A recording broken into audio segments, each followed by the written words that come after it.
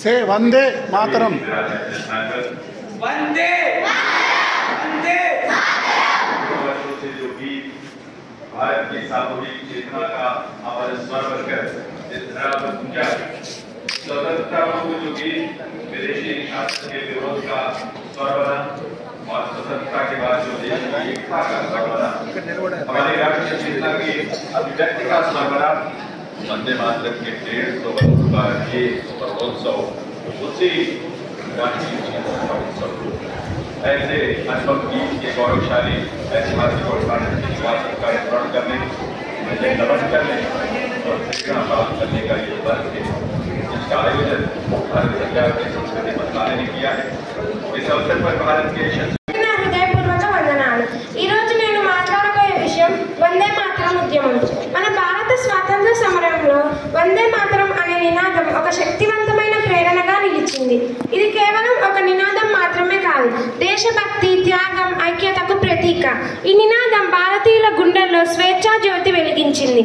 వందే మాతరం అనే పదం మొదటగా బంకిం చంద్ర చట్టోపాధ్యాయ గారు రాసిన ఆనందమఠం నవలలో వచ్చింది। ఆయన 1875లో ఈ పదాన్ని రచించారు। వందే మాతరం అంటే మాతృభూమిని వందనం చేస్తున్నాను అనే అర్థం। ఈ పదం ద్వారా దేశమాత పట్ల ప్రేమను, ఆరాధనను వ్యక్తం చేశారు। 1905లో లార్డ్ కర్జన్ చేసిన బెంగాల్ విభజనకు వ్యతిరేకంగా పెద్ద ఎత్తున ప్రజా ఉద్యమం మొదలైంది। అదే సమయంలో వందే మాతరం నినాదం స్వాతంత్ర యాత్రకు ఆరంభ శంఖారావంగా మారింది। విద్యార్థులు, కార్మికులు, మహిళలు, కవులు అందరూ ఈ నినాదాన్ని తమ శక్తిగా మార్చుకున్నారు। వీధులలో, సభలలో, పాఠశాలలో వందే మాతరం ప్రతిధ్వనిస్తూ ఉండేది। వందే మాతరం ఉద్యమం దేశవ్యాప్తంగా స్వాతంత్ర భావాన్ని కలిగించింది।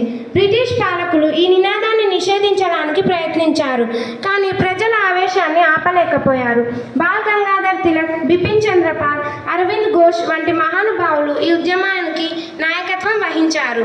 వందే మాతరం పాట ప్రతి భారతీయుడి గుండెల్లో జాతి గౌరవాన్ని నింపింది। ఈ నినాదం వల్ల యువతలో దేశభక్తి వేడిమి పెరిగింది। ఇది ప్రజలను ఒకే జెండా కింద ఐక్యంగా నిలిపింది।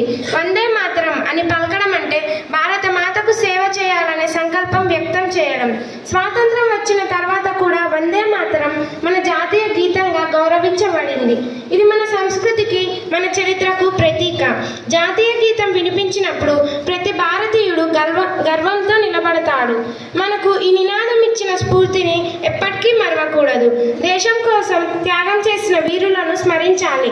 వందే మాతరం కేవలం మాట కాదు, అది మన దేశానికి ఇచ్చే ప్రణామం, మన హృదయంలోని దేశభక్తి గీతం। మనమందరం వందే మాతరం అనే మాటను గుండెల్లో ఉంచుకొని దేశాభివృద్ధికి, ఐక్యతకు కృషి చేద్దాం। భారత మాతకు వందనం తెలియజేస్తూ నా మాటలను ముగిస్తున్నాను।